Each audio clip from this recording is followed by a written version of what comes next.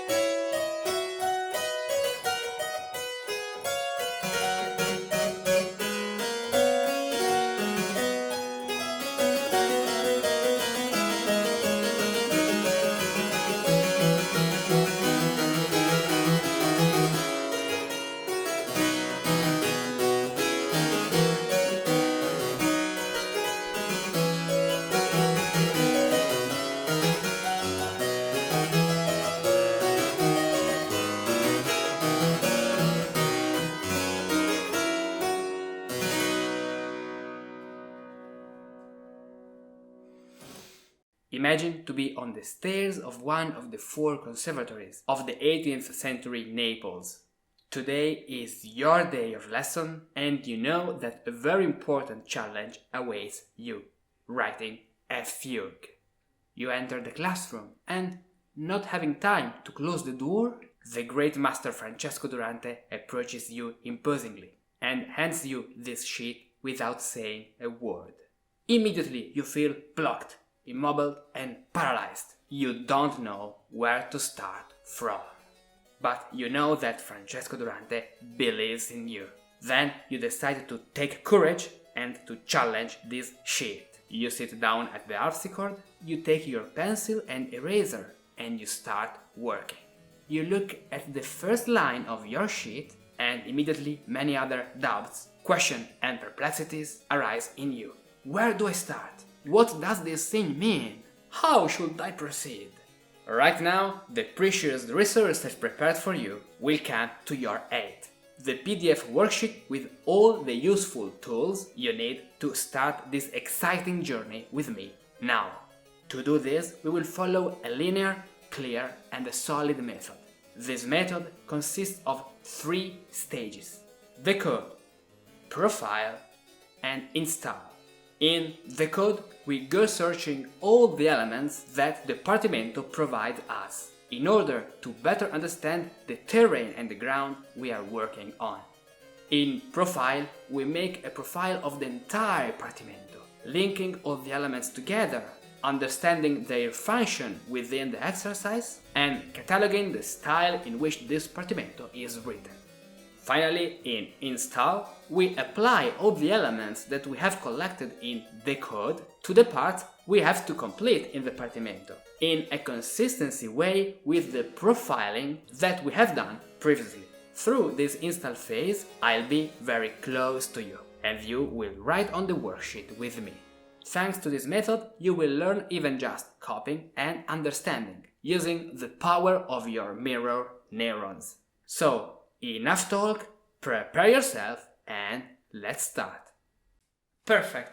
We have now here the score in all clefs of the Langloz manuscript. This is the worksheet you can download from my Patreon page with the link in the description. I'm gonna use the score in modern clefs for helping people who don't know how to read old clefs. So, for this reason, I prefer using this for our first part, decoding.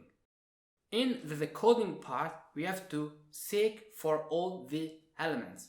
For example, first of all, what's the key? The key is C major, and this is important. So, let's write the aspect key, C major.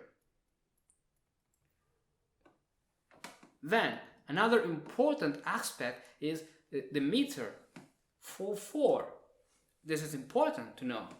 So, we have the common time, C, meter. Let's write here.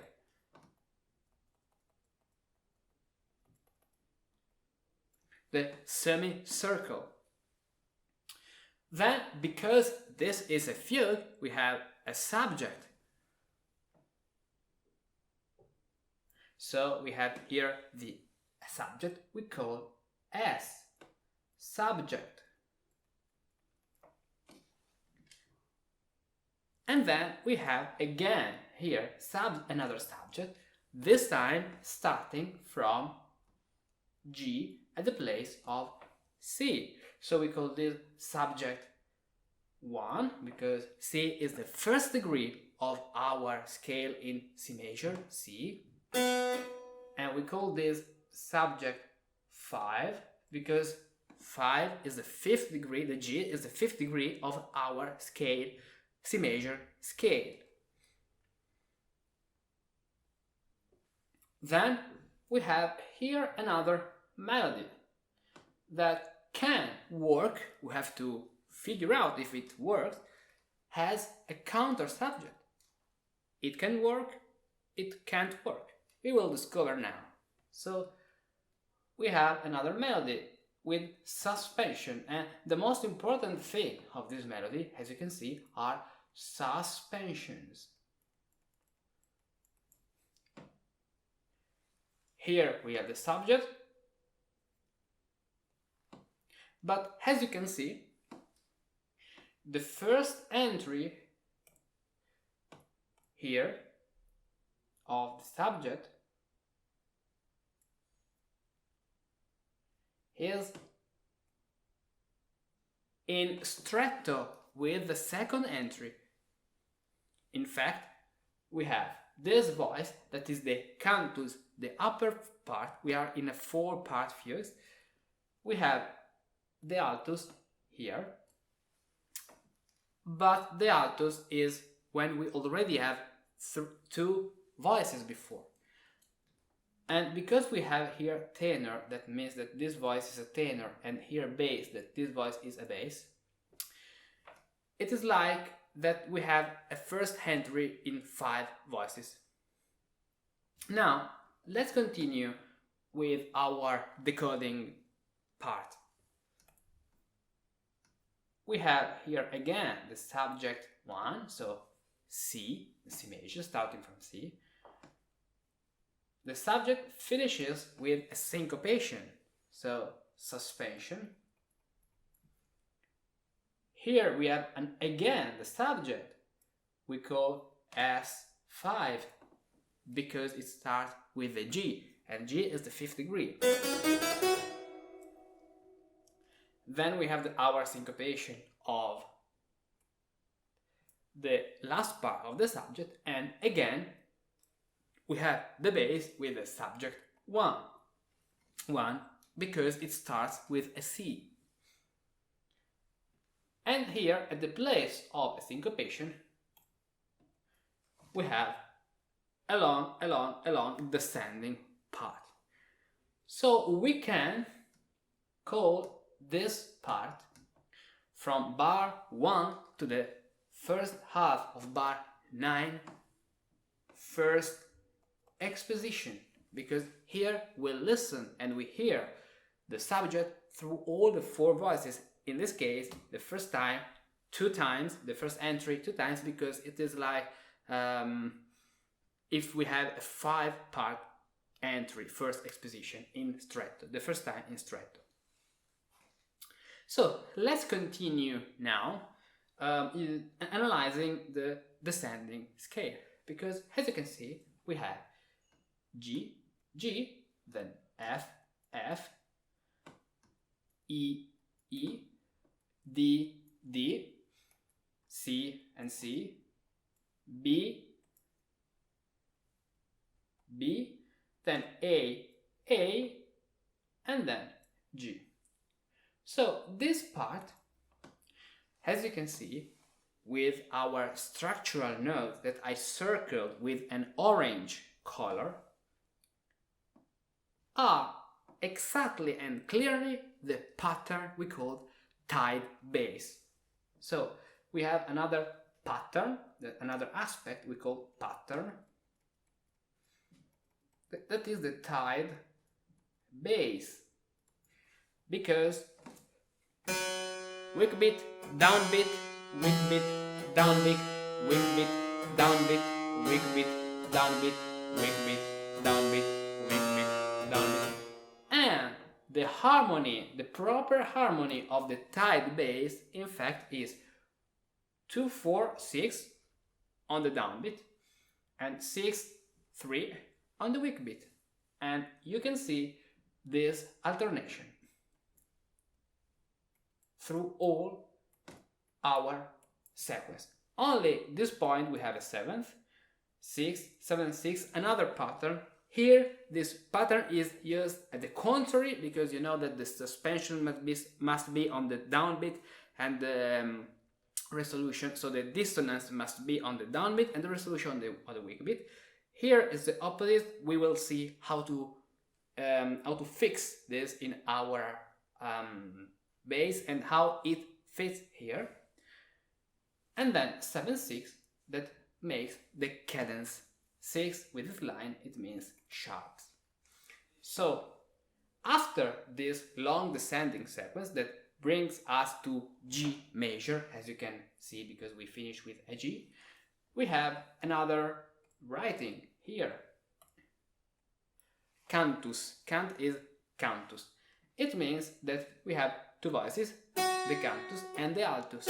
So this part, we call this part solo.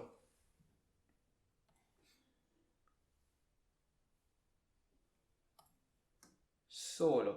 Because we don't have numbers, so only the 2 upper voices are singing. And the previous part I I didn't say, so let's say it now, we call episode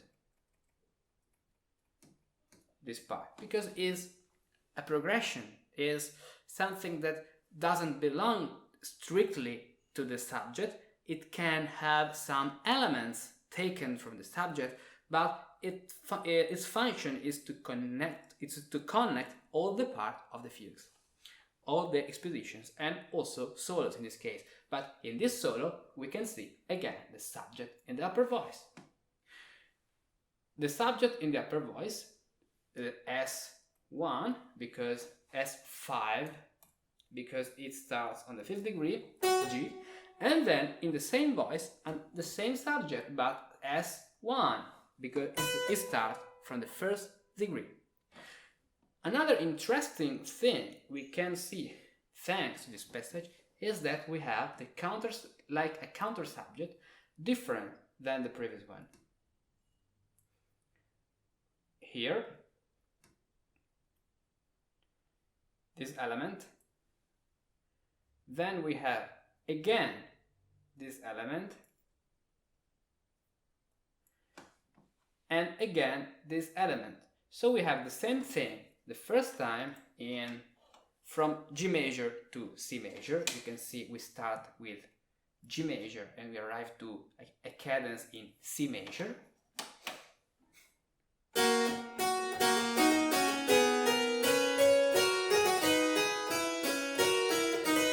And then we have the same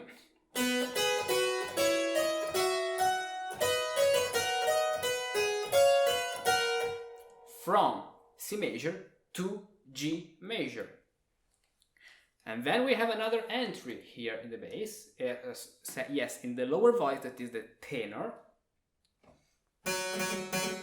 with subject 5. And here the same happens along the descending sequence, that is exactly the same sequence with the pattern tied bass. So I don't write it because it is not necessary. The only difference is that in the previous sequence, the sequence is starting from G and finishes on G. Here we are starting on C and we are finishing on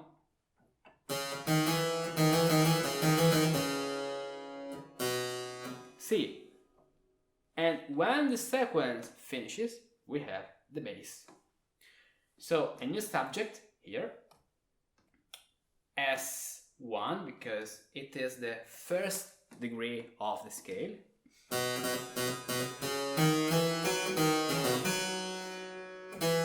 And then we have something other like an episode, so we can call this another solo that is like a second exposition. Actually, this is another episode, and this is another exposition. We can call like final exposition.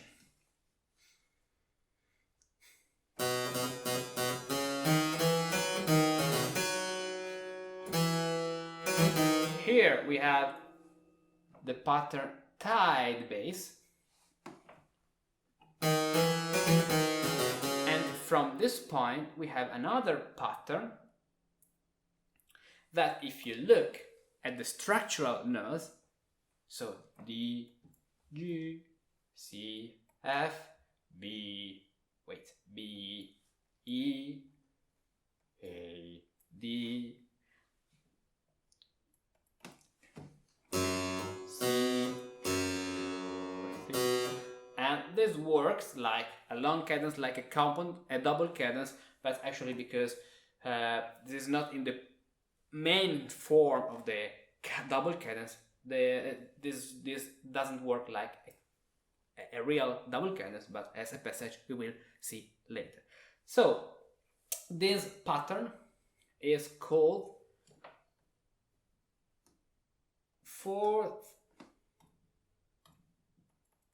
up and 5th down, or fifth down and fourth up, because you know the fourth up G, DG is the same of the fifth down. So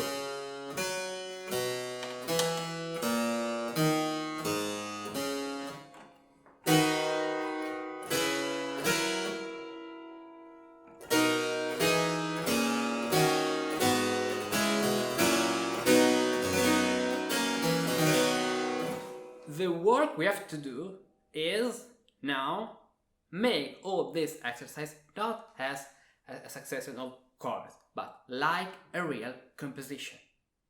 Okay, now we are in the profiling part of our process. As you can see, the profiling we can have of this fugue is that this is a 4-part fugue, and we can understand it thanks to the voices cantus, altus, tenor and bassus. So we have 4 parts, so 4 voices. We are in C major. This is a really flowing fugue. We don't have hard parts. It's really flowing. So it starts.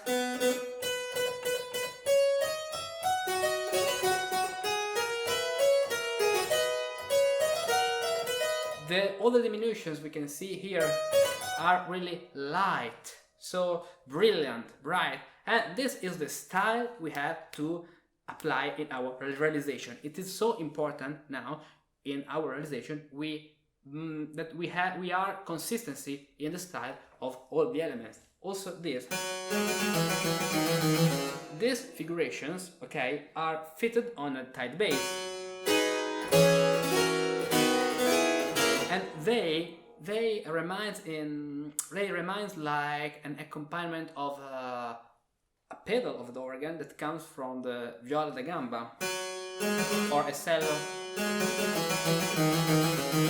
Diminutions in the late Renaissance style, according to, for example, Girolamo della Casa or Diego Ortiz or Rognoni. So these are really soft, really bright, and how can I say, flowing diminutions. So this is the profile of our fugue. We have the subject only starting from the 1st degree and the 5th degree, so we don't have parts in minor. This is the first fugue. It is really simple. Now let's go to the next part, so install, and let's write a huge fugue thanks and using all these elements we have been analyzing in this part and profiling. Perfect. As you can see, in this part, install, we have the grand staff where we are gonna write all the elements, and we have the staff here of the Partimento where I have conserved the numeration, because this way we can write on the grand staff and having in another line the numeration that is really important to focus. We can change numbers. It's really important, this part. If we want to write different melodies, we can change numbers. So let's start from the beginning. As you know, in the first part, in the first 3 bars, it's not necessary to write any kind of music notes, because this is the first exposition.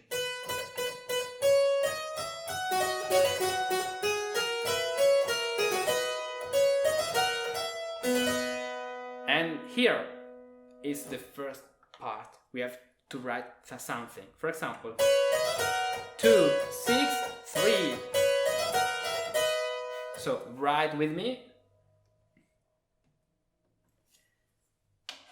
We have to write this. Then in the bass we have the 7th. This 7th means like something like that. So we have the 3rd, because usually the 3rd is always necessary in our harmony.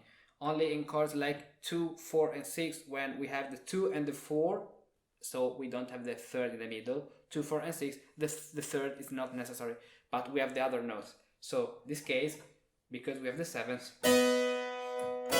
it is necessary. Then this chord 4, 6, 2, it can seem strange. The reason is that, according to the German tradition, instead of writing the chord here, the number here, the right chord here, they wrote the number on the previous chord according to, if you want to use the modern terminology, the modern inversion of the chord. So this is actually a 3/5 chord on G, but because the harmony and the harmonic rhythm, this is another important aspect we didn't talk about before, the harmonic rhythm here is on the semi-minima note. We have to change the chord on this part. Here. Something like this. So we have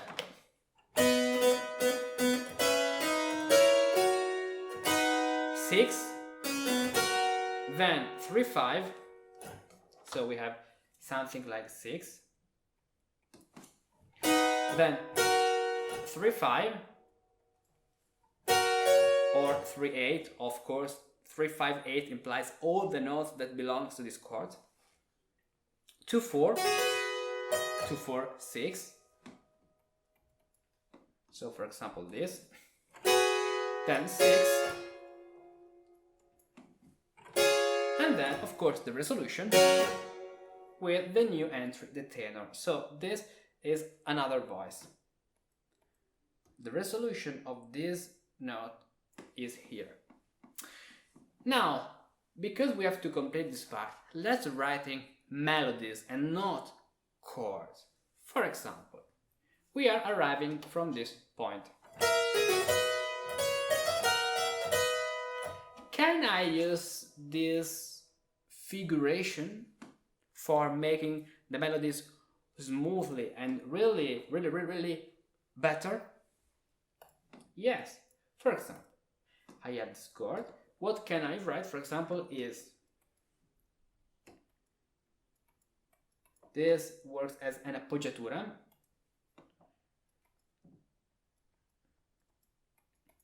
This way.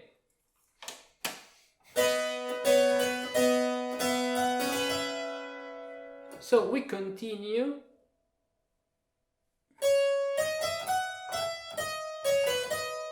singing with the same diminution. And now, for example, appoggiatura that sounds really gallant at the place of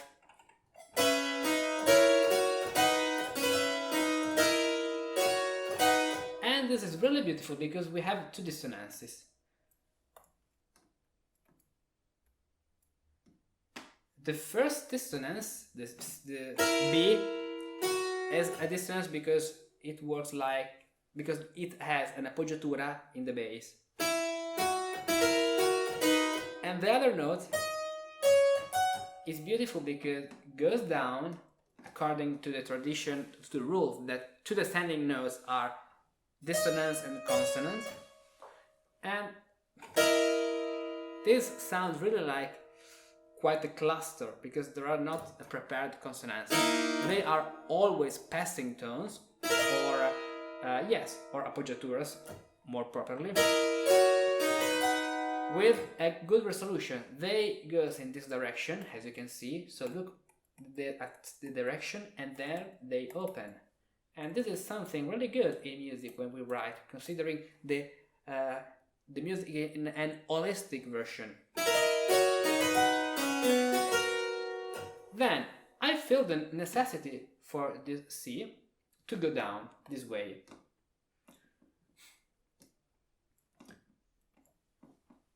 And now, because we have this syncopation, why can't we apply something similar of that we have in this point? So, for keeping a more fluent time, instead of this chord, let's write something like this. For example, if I write for example, we have the 3 here, then 2, A, then we can go on with the figuration exactly the same figuration we have here, but in G major. So D is the 2 of C, and A is the 2 of G. And the other voice can play a rest here. Then it can go down with this octave leap that is really nice. And this octave leaps allows us to have a suspension 9/8 that is really beautiful to our listening.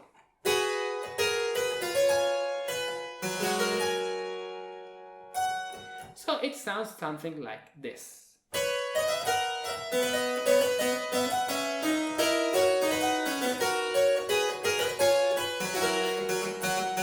And then we have the new entry. So I really like this realization, so let's go on. Now we have this subject in starting from G. We can use this figuration in this part. So G, for it works, then F, that will be tied here, F, E, and continue as in the previous part. Exactly we have in the previous part. Now we have to add the other voices, for example.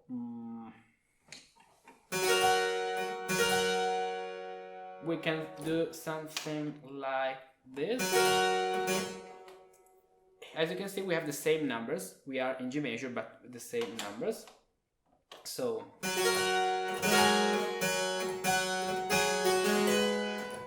we can use this figuration. That is an imitation of this figuration. So B this way,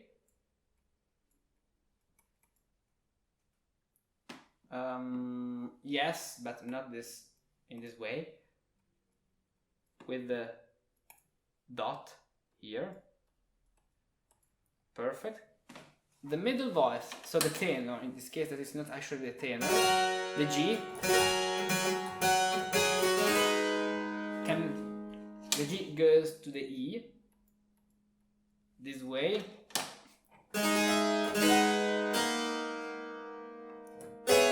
Yes,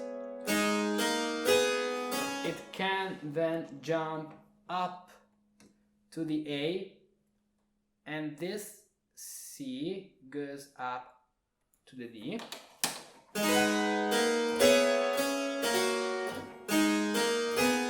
These are not parallel fifths because we have the sixth here actually. And then this chord on the next bar, that is at the place of 6/8 we added the diminished fifth.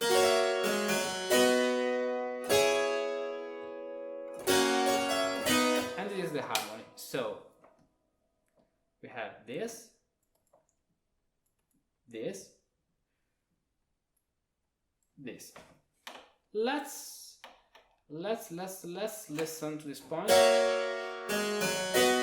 So 3, 5, 8, 3, 4, 6, 2, and then 3, 3, 6.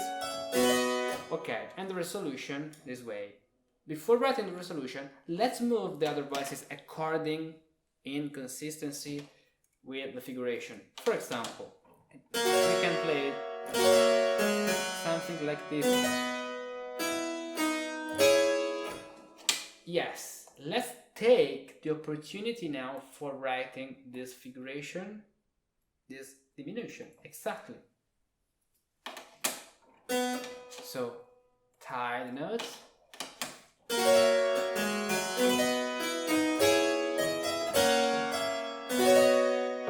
Perfect. And now I feel the necessity of having the suspension 9/8 here. It is something I need in my ear. So let's write this. So the chord is 3/5 chord with a 9, so we add 9, 8 this way. And in this bar, let's stay with let's play with 5 voices. Yes. Now let's stay simple. This C is our 7th, so we can keep here.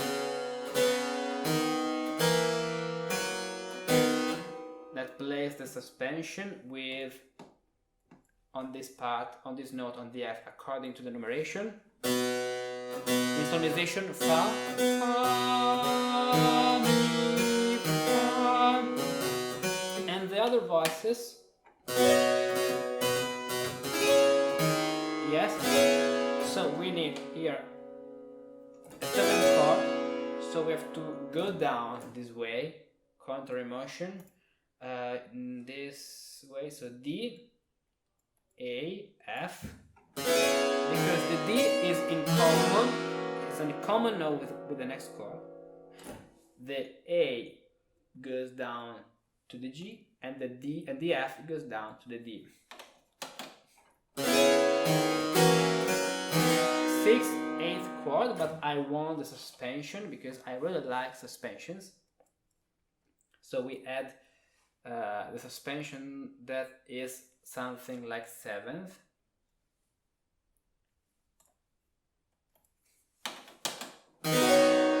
Seventh with a 6th but 9. So this is a more complex situation where when we have the 9 chord but the suspension is the 7th. So we have the suspension 9/8 with the C here and the suspension 7/6 here with the bass. So the correct numeration according to what we are writing is, because the bass is E, is 7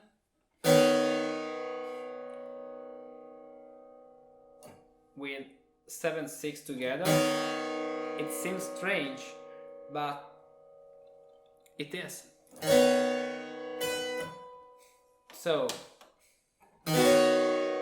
we can do something like this. Here I like keeping this chord, 4/6 chord, because this is like a question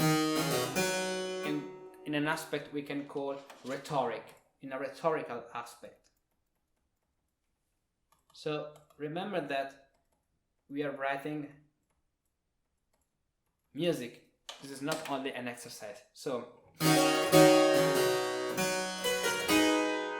and thanks to this imitation, we arrive on the dissonance for our tight bass. So,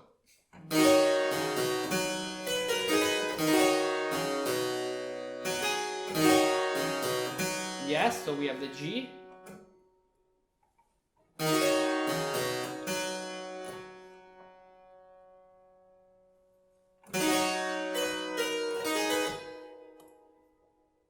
yes,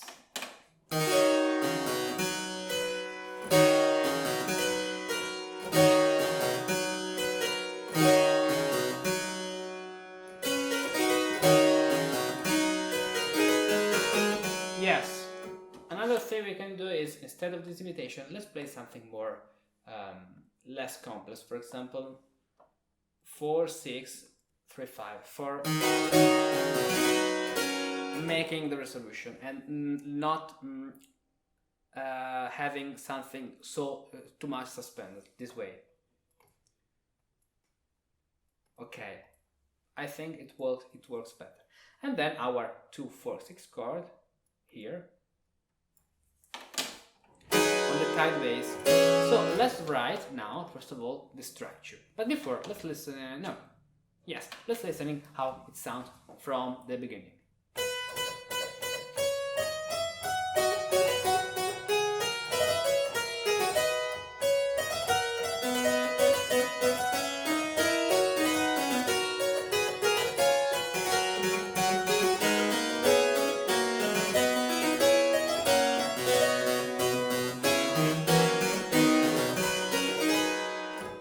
really good. I really like this harmonization. So here we need this, then 6th chord, then 2 4 6, 6th chord, 2 4 6, 6th chord, and going on.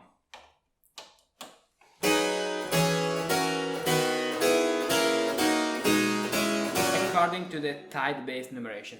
Let's do something a little bit more complex, for example, more challenging. Let's use here this figuration.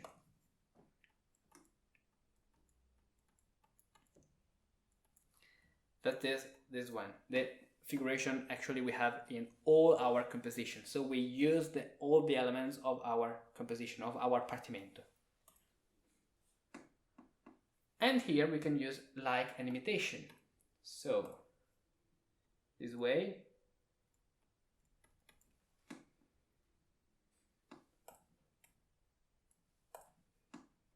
Exactly.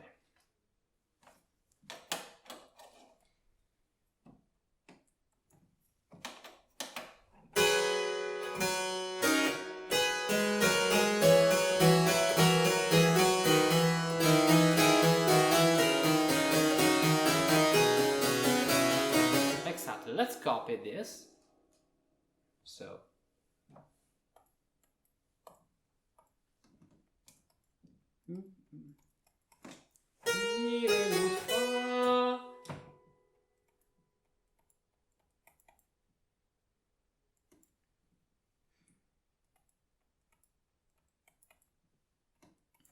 this way.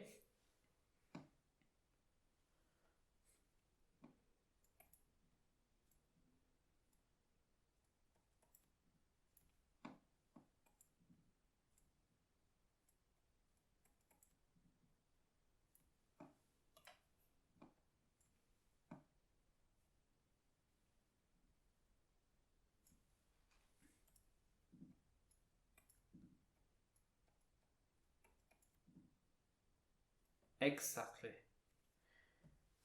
And now the middle voice, that was an E, so here La, Sol, La, using solmisation, so goes to this E and then goes down to the D in parallel sixth with the structure of the bass. Yes, so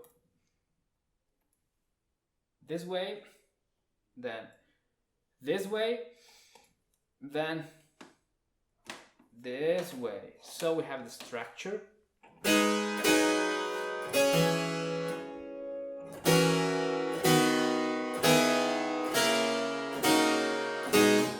With our figurations.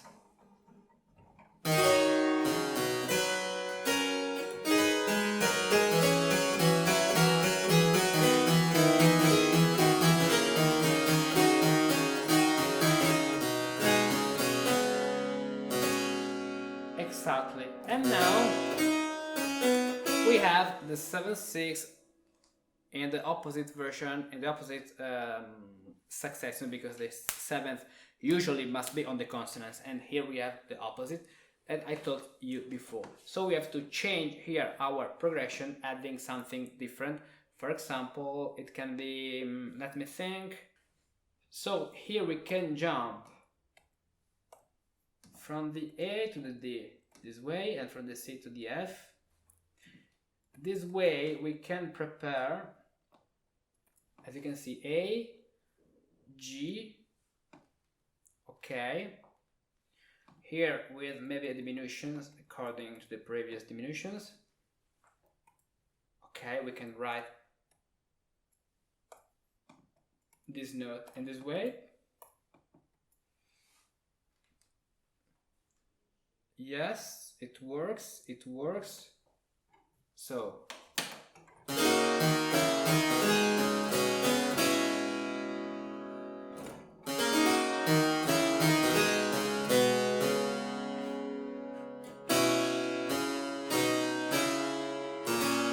Exactly, we can move here again the middle voice. And here we have, of course, the unison between the tenor and the altus.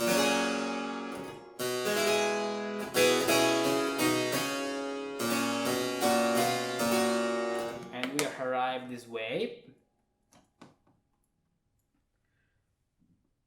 Yes, and here we can jump and having the suspension, the seventh, in the middle voice here.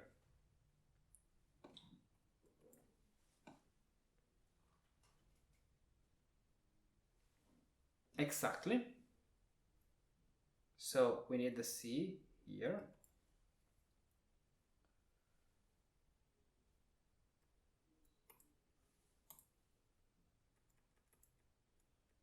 This way. So 7, 6, 8, diminution, diminution. Perfect. So we use the same language, the same grammar element, the same diminutions in all these points. This way.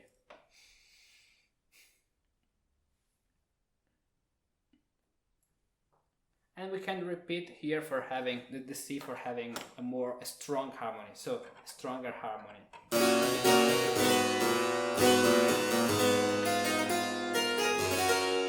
This way. So this is our progression.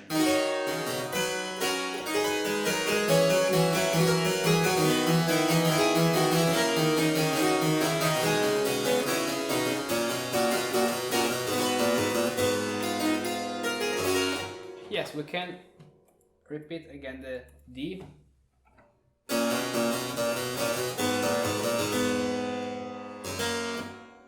Yes, but this D will go to this C will go to the D, this way. This way. Yes. And this note can be a minima because it's the bass, and then we have a rest here. And then, perfect, and now we are in the solo part with another exposition. So in this new 1, 2, 3, 4 bars, we don't have to write anything.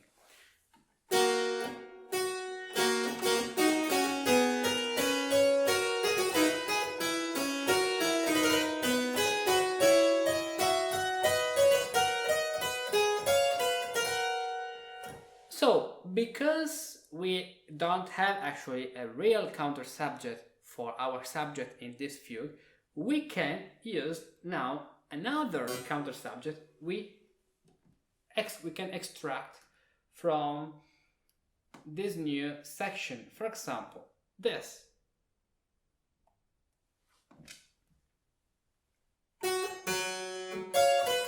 We finish on G and B.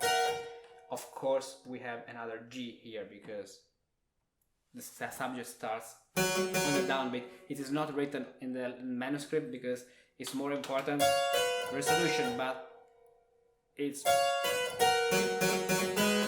implied that we have the subject on the downbeat, okay? Because always it starts in this way, so why should be here different? Let's write this new counter subject. So the same we have here against the G, the subject, the S5, same. So B, E, D, C, D, and then at the place of the upper G, the lower G. And the melody, it can be a long G. Yes, with a dot, really simple, a simple part. After a long descending path with a lot of figuration, a lot of movement, something more solid, more vertical now.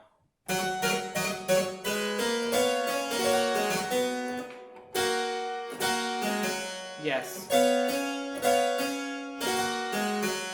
It works.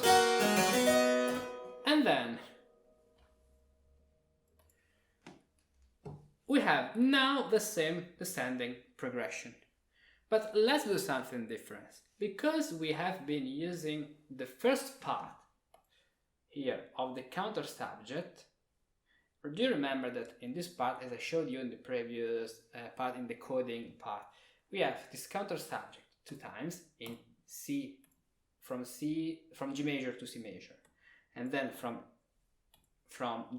C major to G major. That is the same divided into parts.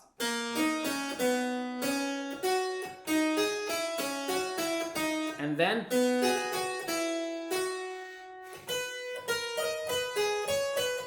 this way. Can we use now the second part and fit it on the new descending progression? Let's try. It should be something like this.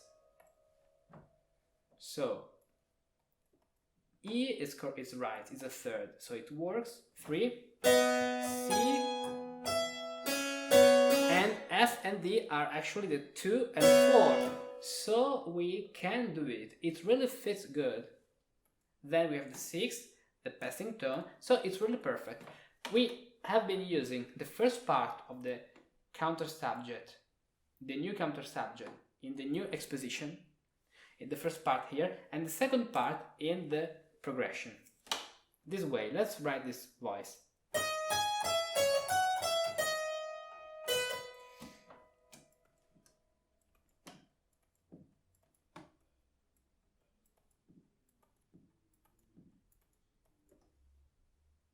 Yes, it's really fits really good.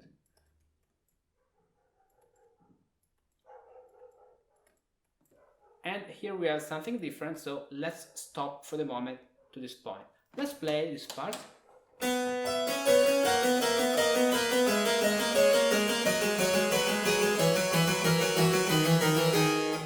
It works, and now let me the middle voice. This is the tenor, so we are playing with 3 voices.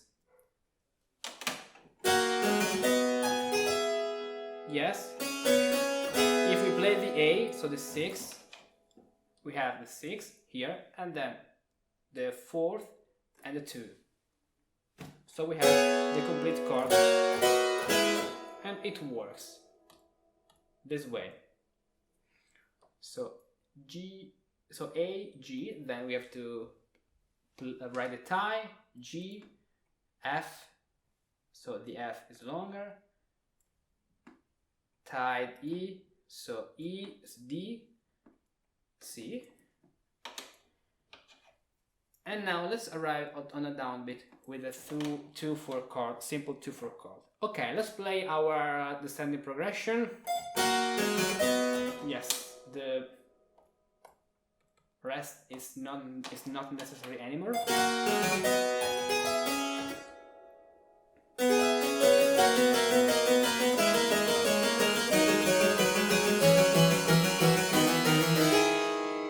Yes. Then we need a 6 chord, so let's write now the structure. 6, then 7, 7, 6, this way. For example, we can fill up the interval here with a diminution, this way.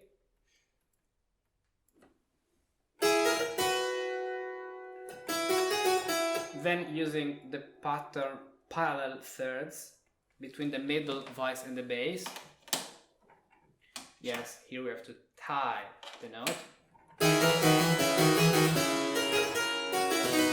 And here again our figuration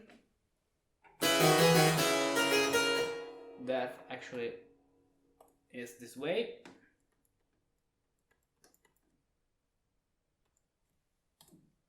With the dot.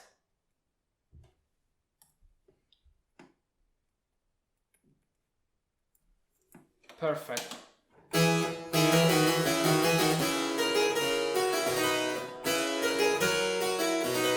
Yes, we can leap up to the G if we want, but because we have the C here, I prefer send the D now to the C, to this point. And now I show you why. This is the last part. So we have just realized the second episode we have here in a different way, using another counter subject taken from all the elements we have taken in the code. We have collected in the code phase of our analysis before realizing the Partimento, of course. And then let's apply something really complex, something's worth to a real Renaissance or Baroque musicus and counterpoint master. For example, do you remember this counter subject? Maybe we can apply this figure here again in the tenor with some little modifications. So the interval, for example, here is an octave,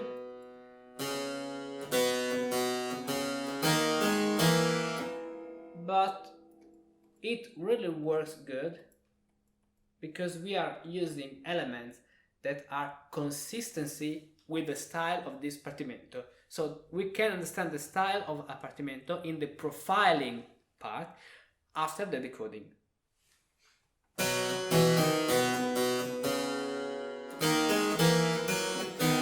Exactly. Now, can we apply here other elements? For example, the other counter subject we had. So combine the two counter subjects we have in this Partimento fugue. Let's see if it works. So we need here E, then A, G and F. Let's listen to the results. Good. So we have combined two counter subjects with a little modifications here, of course, but they work. And this is why these exercises, even if they are not, they are simple, more simple compared to the fugues of the Neapolitan school. If we do them, if we realize them in this way, we can really writing good and really excellent composition. Not only with chords, but really using counterpoint, melodies, and applying a lot of aspects and musical flourishing. For example, in this way. So a longer C, then the A is necessary here. If we want to use this counter subject, we need Mi, La, Sol, Fa, Re, Sol, because it was Mi, La, Sol, Fa, Re, Sol, Fa, Mi, and then it continues. And again, we have it here. Mi, La, Sol, Fa, Re, Sol, at least to this point. So, yes, it works.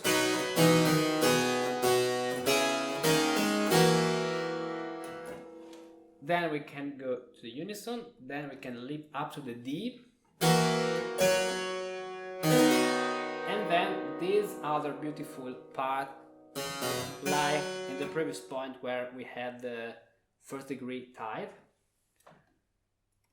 But this time I prefer to don't resolve as we did before. Let's keep the final high, the final suspension for arriving to the ending cadence. So something like this. Yes. We go to the E at this point. So G.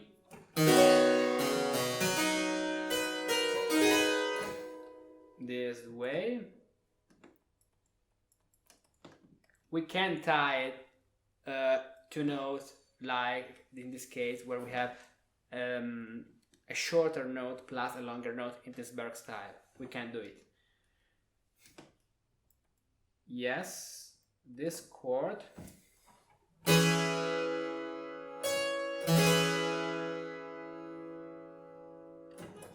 Sorry, okay, this point.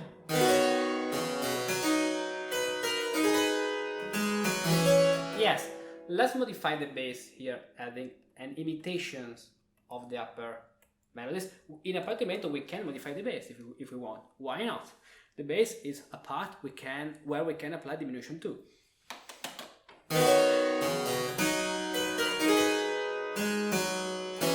This way, and then again imitation.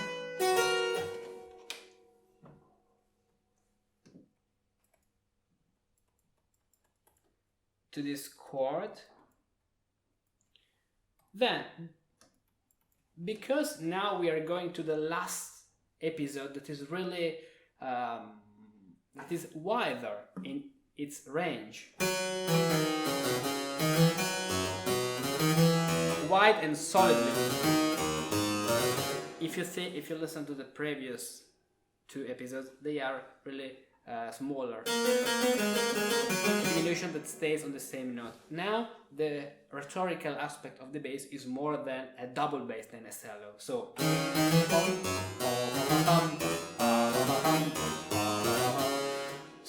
I like here to play a scale that goes up and reaching really a larger ambitus, considering all the range of our keyboard. Ambitus is the Latin word of range. So something like this.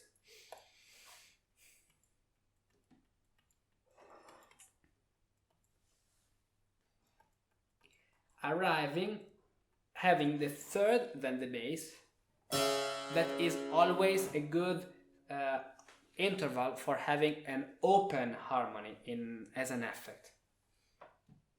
So 6 works. Yes, so the resolution of this voice is, so the tenor is singing.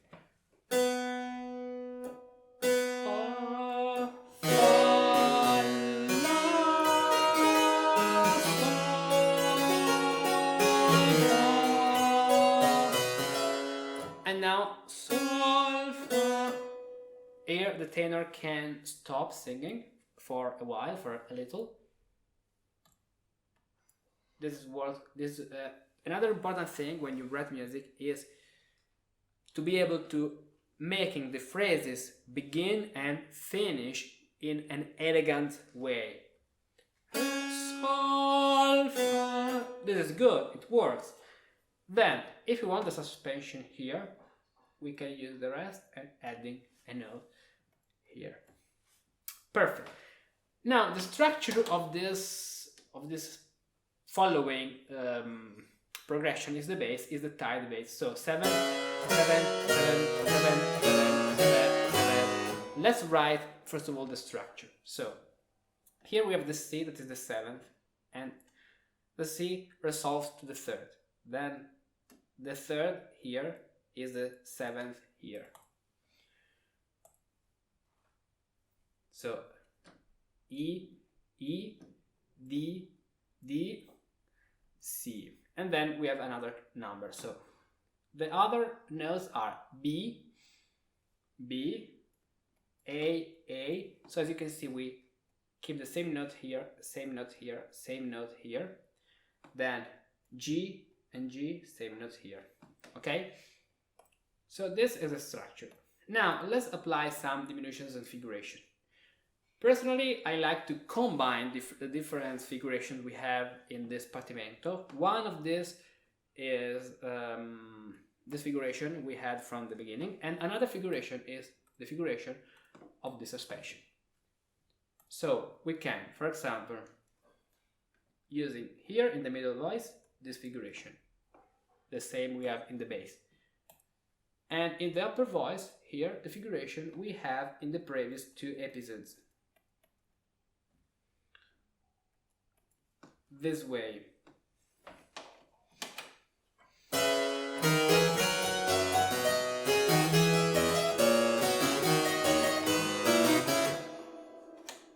Oh, sorry.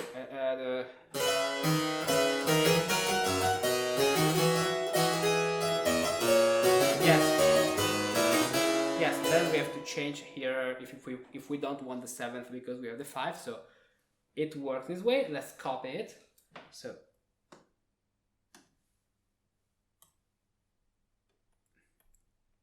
E, F, E, F, mi, fa, re, or, yes, mi, fa, re. Sol, la, fa, and then we can go directly down to the fifth.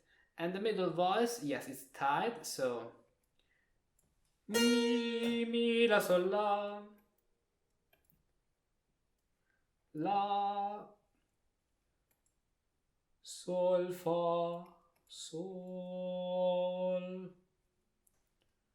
yes, sol, fa, mi, fa, this way. So let's play now this progression.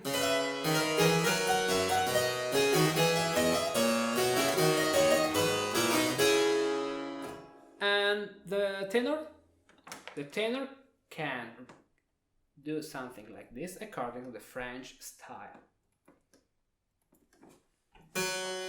So 8, 5, 8, 5, 8, 5. Yes, here, arriving here because we have re, mi, fa, sol in solmisation. So re, mi, fa, sol. We can play here imitation in the tenor. Re, mi, fa, sol. Yes, re, mi. Beautiful. Re, mi, fa, sol, fa, mi. And the same in the tenor. Re, mi, fa, sol, fa, mi.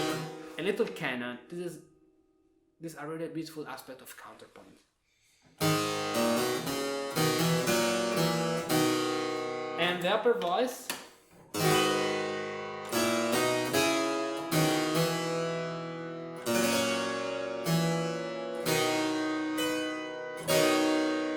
Yes.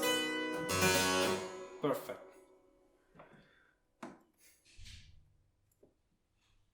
Here the loved suspension. Then the octave. Yes, now at the place of a simple and common 4/6 chord, 3/5 chord, and resolution, we can use, for example, that is really good, a part of the subject. For example, this re, mi, fa, sol, mi. Let's see if this part fits here in the ending. So mi, fa, sol, mi. Perfect.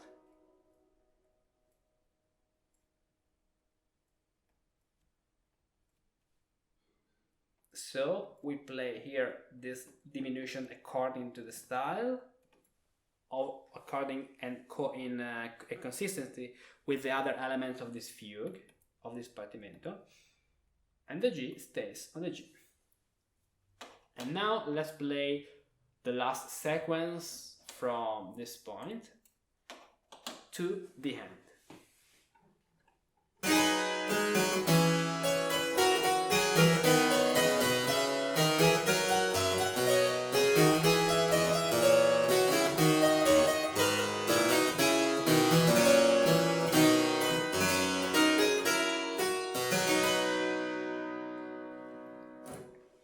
And now, let's listen how this realization of this fugue sounds entirely.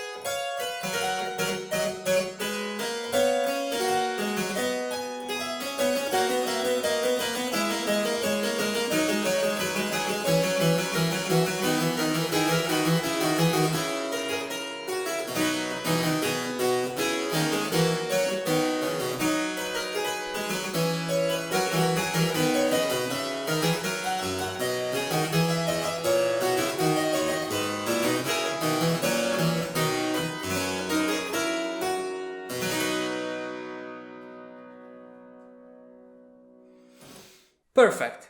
As you have just experienced it, thanks to this clear, linear and solid method, you too have written a fugue today. And maybe it was your first fugue. Now all what you have to do is to make another realization of this fugue, using the blank stuff you can find in the worksheet.